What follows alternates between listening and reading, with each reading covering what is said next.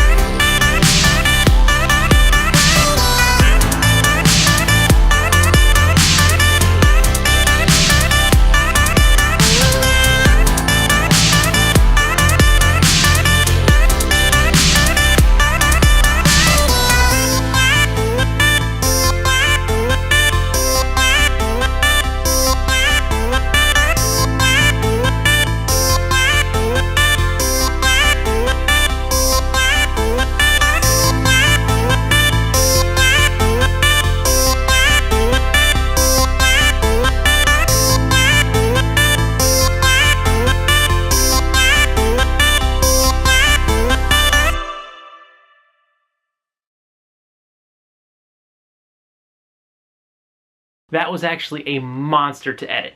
I put the scooter video together before I did the talking points. I picked a track that had a lot of beats, and it's like a 3.5-minute song, so that was hours to put that together.